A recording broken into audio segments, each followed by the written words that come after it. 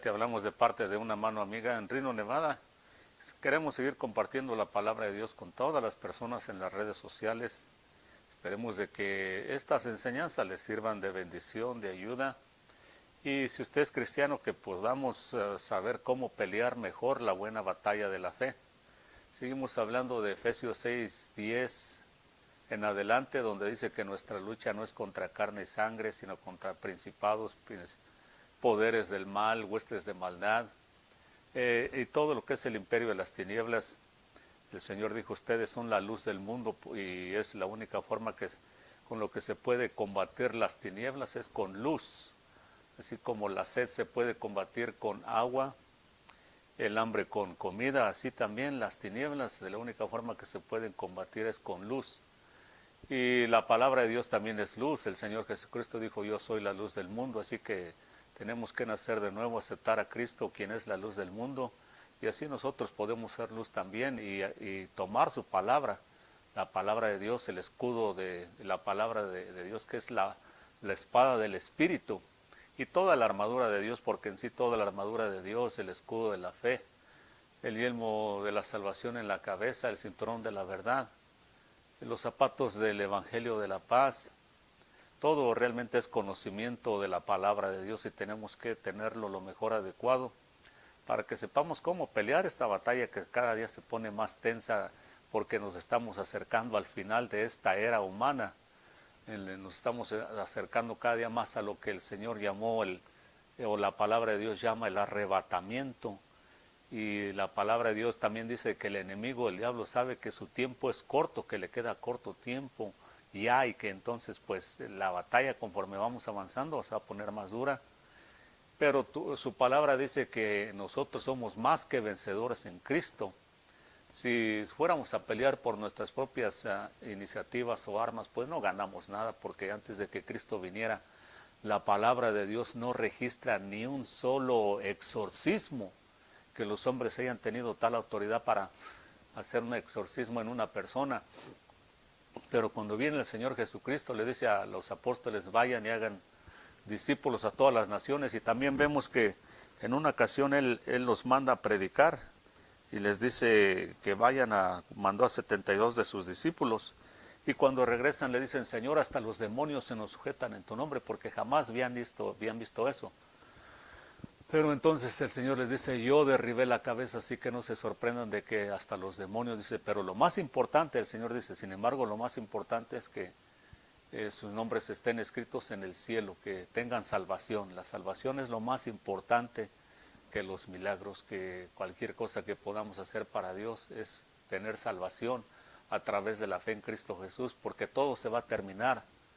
Y lo único que va a permanecer es el amor, dice en el libro de Corintios el apóstol San Pablo. Así que estamos estudiando la vida de Abraham, porque de Abraham dice la palabra de Dios en el capítulo 4 de Romanos, de que cuando Dios llamó a Abraham, dice que llegó un punto donde estaba plenamente convencido de que Dios era poderoso para cumplir lo que también prometía.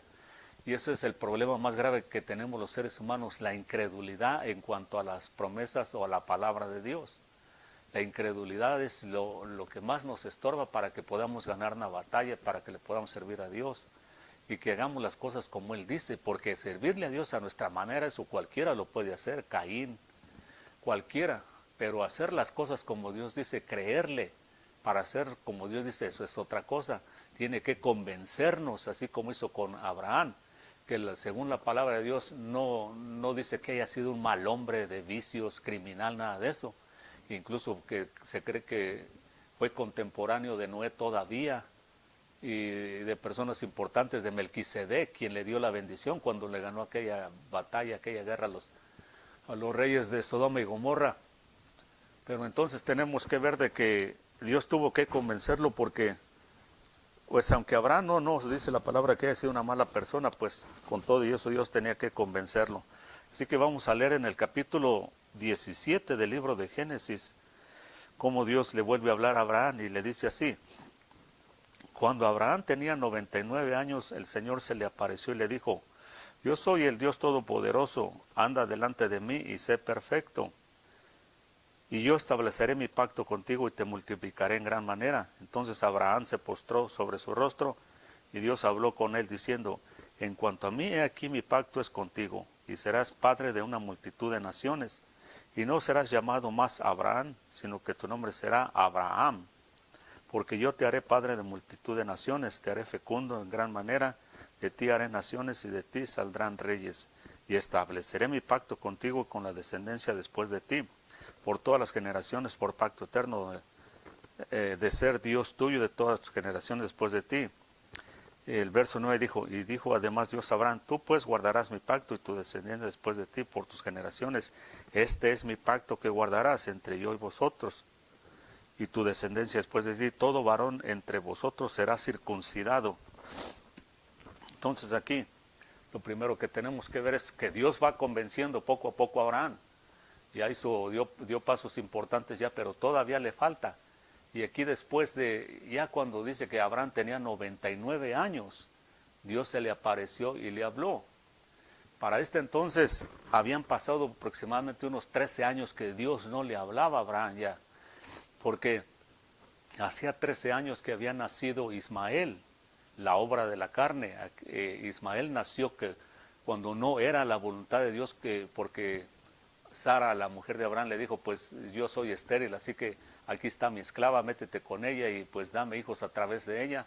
Pero no era la voluntad de Dios de que tuviera descendencia a través de una esclava, sino que Dios quería que tuviera un hijo. Y entonces Dios se esperó a que a este Ismael tuviera 13 años más o menos. Ya cuando digamos que empezaba a ser un hombre responsable de sus actos. En otras palabras, Dios en su misericordia tuvo que tener mucha paciencia con Abraham, porque siendo un niño Ismael pues iba a depender 100% de su padre. Pero ya cuando tiene 13 años, pues especialmente en aquel tiempo se consideraba que ya podía depender bastante de sí solo para sobrevivir. Entonces es cuando Dios se le aparece a Abraham y le dice, mira, lo primero que Dios le dice es esto, yo soy el Dios Todopoderoso, yo soy el Shaddai, como es la palabra que se usa ahí, Dios Todopoderoso, dice, yo puedo suplir toda necesidad que un hombre, una persona tenga, incluyendo a Abraham, y le había dicho que le iba a dar descendencia. Dios le está diciendo, tú no tenías que haber hecho eso de apoyarte en la obra de la carne, apoyarte en tus fuerzas humanas, porque tu mujer era estéril, tú tenías que haber confiado y esperado en mí, porque uno de los problemas más graves que tenemos los seres humanos, incluyendo en el cristianismo, es que no somos muy pacientes para esperar en Dios. En el libro de Hebreos dice que a través de la fe y la paciencia es que se heredan las promesas, la fe y la paciencia, no solo la fe, como normalmente enseñamos y hablamos mucho de fe, pero sin fe y sin paciencia es imposible. Ahora hay personas que pueden decir que tienen fe, pero casi siempre lo que nos falla es la paciencia. Entonces aquí Abraham tenía fe hasta cierto punto, pero no tuvo paciencia. Entonces él se apresuró a hacer lo que Dios había dicho, pero a su manera. Y Dios entonces se le presenta y le dice, por eso le dice, yo soy el Dios Todopoderoso, diciéndole, yo tengo poder para hacer y deshacer, tú no tenías que haberte metido en problemas, ¿verdad? Y luego le dice, camina delante de mí, soy el Dios Todopoderoso, ahora camina delante de mí y sé perfecto. Pero pues claro, ahí vemos que Dios prácticamente le está reprochando lo que hizo. Y ahora le dice que sea perfecto, pero entonces ¿cómo ser perfecto, verdad? Sino que Dios le está diciendo, sé honesto, sé maduro, sé un hombre responsable.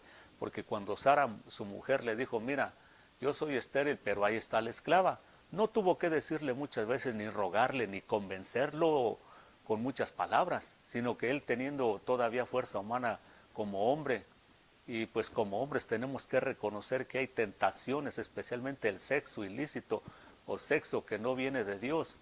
Podemos caer en tentación muy fácilmente. Muchos hombres, ahí está pues Abraham, más adelante están sus nietos, los hijos de Jacobo, el rey David, Salomón, y es por no haber dominio propio. Entonces, ¿qué es lo que pasa? Por no haber dominio propio en el ser humano o no tener suficiente dominio propio, caemos y nos desenfrenamos a tal manera, escuche, porque Dios aquí está tratando de convencer a este hombre paso a paso, pero no muy lejos de allí, a unas cuantas millas, 20, 30, 40, no más de 50 millas ahí de donde está Abraham, está Sodoma y Gomorra a punto de estallar como una sociedad desenfrenada. Escuche qué tan desenfrenada llegó a estar esas ciudades, porque eran 5 ciudades, Sodoma y Gomorra eran las principales. Qué tan mal se llegó a poner la situación. Este Abraham, llega un momento que Dios incluso lo llama amigo. Amigo lo llama Dios. Para que Dios llame amigo a una persona, a un ser humano, tiene que tenerle Dios muchísimo respeto, muchísimo, que Dios le tenga pues mucho respeto, mucho, que le confíe mucho, como Abraham. Con todo y eso, ni la intercesión de Abraham pudo hacer nada para que Dios evitara el castigo sobre Sodoma y Gomorra y esas ciudades. Por eso es que acá Abraham fácilmente cayó en la tentación del sexo que no tenía que llevar a cabo con la esclava. Ahora, acá Dios estaba tratando con un hombre que ya le estaba dando a conocer y que no era un mal hombre en sí. ¿Qué se puede esperar de una sociedad que se desenfrena, que no conoce a Dios o que rechaza la palabra de Dios constantemente? ¿A dónde va a llegar? A donde llegó Sodoma y Gomorra. ¿Y cuál es la intención del enemigo de convencer a las masas de ese estilo de vida? Igual que el de siempre, destruirlo espiritual, moralmente, que se desenfrene, para así destruir la familia. Porque cuando se destruye la familia, se destruye todo lo que hay en la sociedad, todo se destruye. Sin familia no hay sociedad, ni iglesias, ni cristianismo, ni gobierno, nada. Porque Sodoma y Gomorra llegaron a un punto donde ya no tenían solución. Y Dios, el mismo Dios, no los hombres, porque hay veces hay guerras y pleitos entre naciones, familias o lo que sea, por los pecados de unos contra otros. Pero todavía puede sobrevivir el ser humano. Pero cuando Dios tiene que intervenir para castigar, viene y se deshace por completo de sociedades enteras, como fue Sodoma y Gomorra, porque ya no tenían remedio. Acá Dios está tratando de convencer a este hombre, porque lo que quiere Dios hacer es exactamente lo que estamos diciendo. Una familia que sea temerosa de Dios, que tenga conocimiento de Dios. ¿Por qué? El apóstol San Pedro escribió en sus epístolas y dijo así. Dijo que nosotros fuimos rescatados de nuestra vana manera de vivir. En el capítulo, voy a decir más o menos en qué capítulo, en el capítulo 1 de su epístola, su primera epístola, en el capítulo 1, verso 18 al 20, dice de que nosotros fuimos rescatados de nuestra vana manera de vivir, la cual heredamos de nuestros antepasados, de nuestros padres, dice algunas versiones. Dice que la cual nosotros heredamos de nuestros antepasados o de nuestros padres. Y acá entonces vea, eso es lo que Dios está tratando de formar con Abraham, una familia. Y una de las razones por las cuales Dios le confía a Abraham cuando va a hacer lo de Sodoma y Gomorra, cuando las va a castigar, dice, no le voy a esconder esto a mi amigo Abraham, dice, porque yo sé que él le va a enseñar el camino de Dios a sus descendientes, a los que vengan después de él, a su hijo Isaac y sus nietos. Él les va a enseñar el camino de Dios. Por eso le puede confiar a Abraham. Pero ni aún así, cuando Abraham intercedió con Sodoma y Gomorra, fue inevitable el castigo, porque ya no había remedio para Sodoma y Gomorra. Se habían totalmente desenfrenado y la familia, escuche, fue destruida, la sociedad fue destruida totalmente, para que no avanzara más el mal. Y acá entonces vean, como Dios estaba tratando de formar una familia que conociera a Dios, tenía que deshacerse de esa sociedad, porque si no hubieran llegado a Abraham también. Vea qué fácil cayó Abraham con la egipcia. Por muy consagrado que hubiera estado Abraham, si Sodoma y Gomorra hubiera avanzado, contaminado toda aquella área donde vivían ellos, pues lo más seguro es que hubieran pasado otras tragedias y quién sabe hasta dónde hubiera llegado y el plan de Dios se hubiera echado a perder.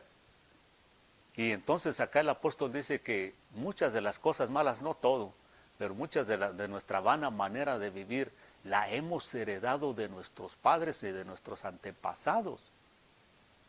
Por eso es importante ver sociedades en este mismo tiempo, siglo XXI, sociedades enteras, países enteros donde no progresan para nada, ni en lo material, ni mucho menos en lo espiritual, porque no conocen a Dios, porque esa es la herencia que han recibido desde siglos y siglos y siglos atrás, no conocimiento de Dios. En este pleno siglo en que estamos, en este tiempo en que estamos, y hay todavía sociedades que no conocen ni la televisión, ni el celular, no conocen nada, mucho menos de Dios. Pero eso es lo que han heredado de sus antepasados.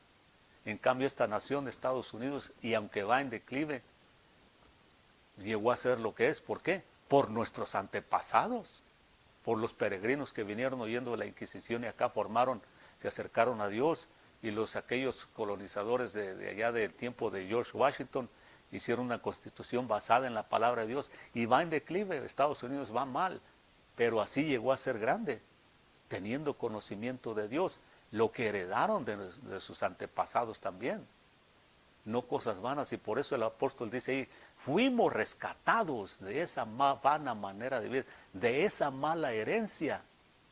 Dice, no con oro y plata. Dice lo que dice el apóstol, que es lo que más ambicionan los hombres aquí, oro y plata, bienes materiales, dice, sino con la sangre, dice, con la sangre, no con la religión vana, no con denominaciones, no, dice, con la sangre preciosa de un cordero sin mancha. ¿Quién es ese cordero? El mismo Señor Jesucristo. Solo su sangre nos puede limpiar de toda esa vanidad, de toda esa suciedad. Y entonces Dios lo que está tratando de hacer con Abraham, fíjese, a pesar de que, vuelvo a repetir, no tiene historia de que haya sido un mal hombre o criminal, pero tenía que Dios hacerlo que se vaciara de todo eso que había heredado de sus padres, de sus antepasados, todo aquello malo. Seguramente lo que aprendió con Noé, pues ahí lo tenía, porque cuando Dios lo llama, como que no se sorprende de que oír la voz de Dios y hace caso.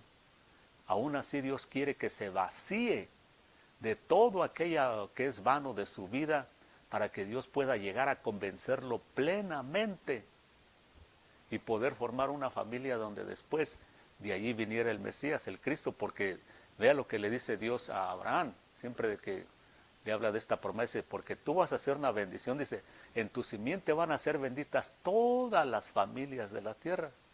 ¿Cuál simiente? El Señor Jesucristo, en la simiente de Abraham. Todas las familias de la tierra van a tener oportunidad de ser benditas.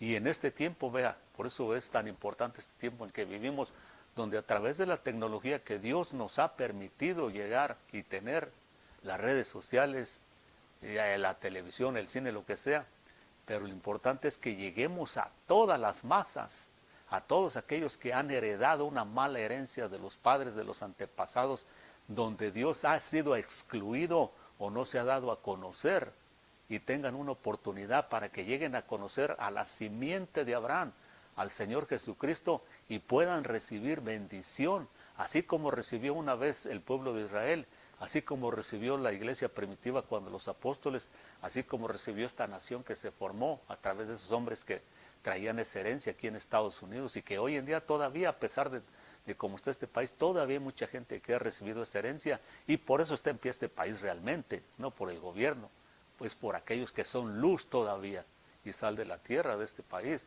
y de cualquier otro país, de cualquier otra región, estado, ciudad, lo que sea, o familia. Esa es toda la intención de Dios, y por eso le urgía a Dios convencer a Abraham, y lo lleva paso a paso.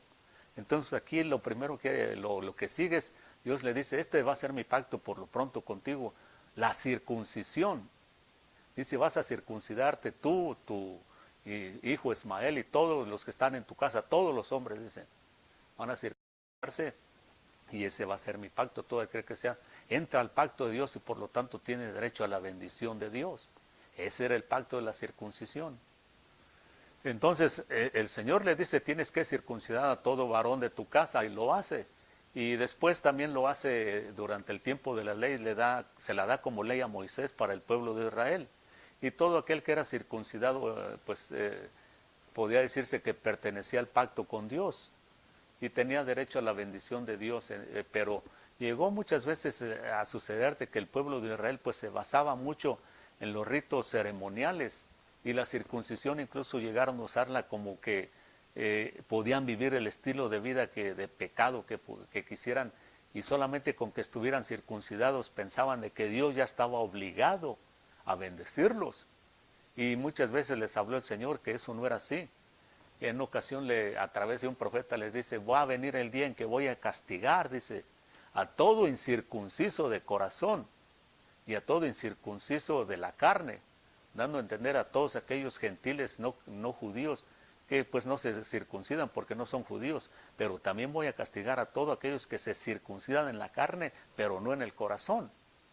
Y entonces, igual que toda la ley que no podían guardar el pueblo de Israel, pues no servía de nada que se circuncidaran hasta cierto punto si iban a vivir un estilo de vida malo delante de Dios, como muchas veces pasó. Pero entonces, después de que viene el Señor Jesucristo, que entramos en pacto con la simiente, esa simiente que el Señor de Dios le estaba diciendo a Abraham: en tu simiente van a ser benditas todas las familias de la tierra, van a tener la oportunidad. Y ahora en este pacto de la gracia en que vivimos, después de que vino el Señor Jesucristo, esto es lo que dice en cuanto a la circuncisión. En el libro de Romanos, ve ahora cómo habla la palabra de Dios. En el capítulo 2 y verso 28 dice: porque no es judío el que lo es exteriormente, ni la circuncisión es la externa en la carne, sino que es judío el que lo es interiormente, y la circuncisión es la del corazón por el Espíritu, no por la letra, la alabanza del cual no procede de los hombres, sino de Dios. Vean. Aquí nosotros reconocemos como judíos a los que supuestamente descienden del pueblo de Israel, o que son nacidos allá en Israel. Pero aquí la palabra de Dios dice claramente, el apóstol San Pablo, quien fue un judío, dice: realmente delante de Dios no son judíos aquellos que nacen solamente por la sangre, que traigan judíos de Israel o descendientes de Abraham, dice, pero si no guardan el pacto, de nada sirve. Delante de Dios, dice, estos son los verdaderos judíos, aquellos que traen la circuncisión en el corazón, dice, la cual es una circuncisión que no es hecha por los hombres, sino por el Espíritu de Dios, dice.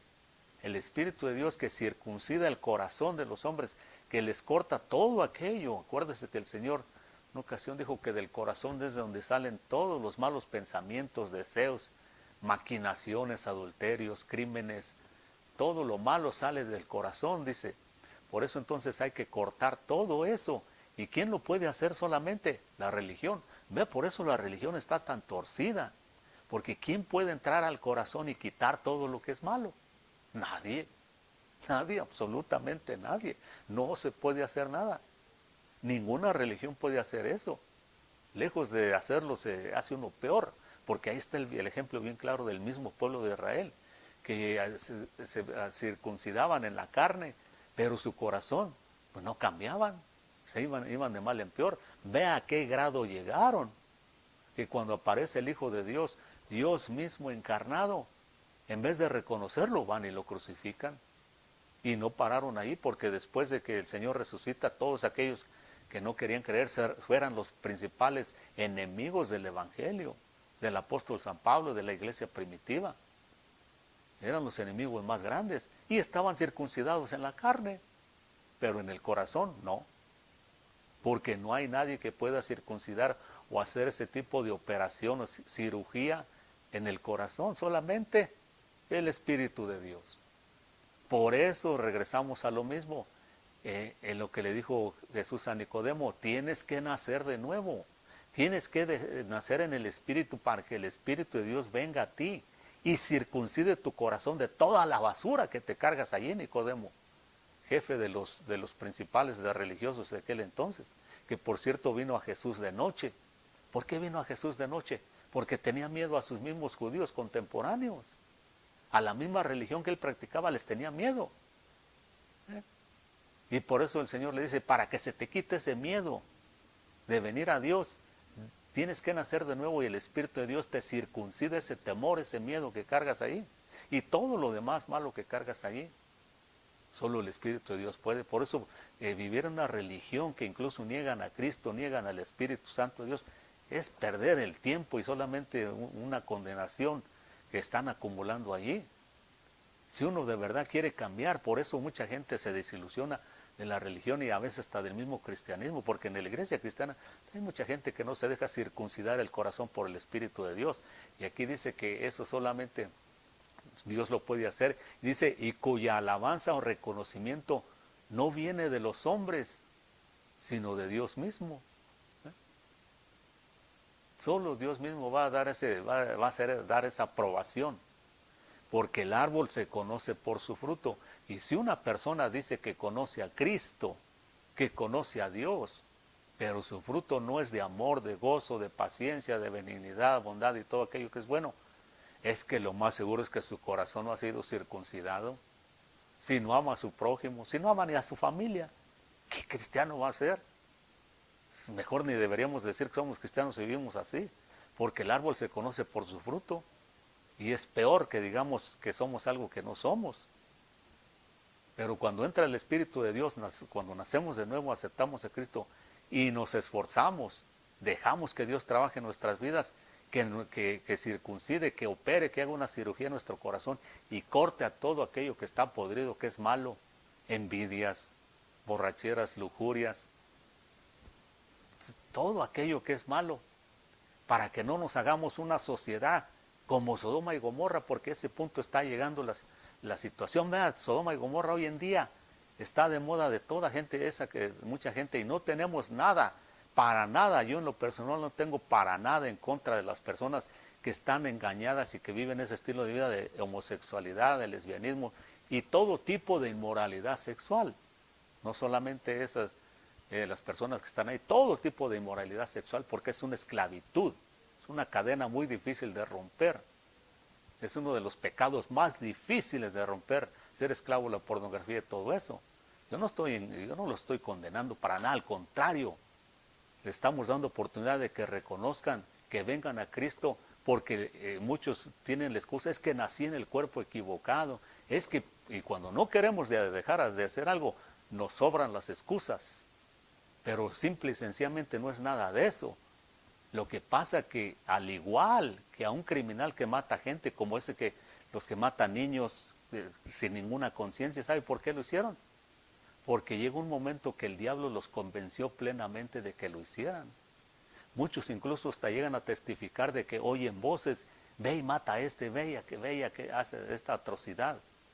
Mismos ellos confiesan que oyen voces. ¿Qué voz va a ser esa? Pues la del enemigo, que llega un punto donde los convence plenamente para que hagan esas tragedias. Así también el que es homosexual, lesbiana y el que está atrapado en cualquier tipo de pecado, de maldad, es porque juntamente con la naturaleza mala caída y no conocer a Cristo, el diablo los convence fácilmente, así como convenció a Abraham cuando a través de la mujer de Sara le habló y le dijo, métete con la esclava.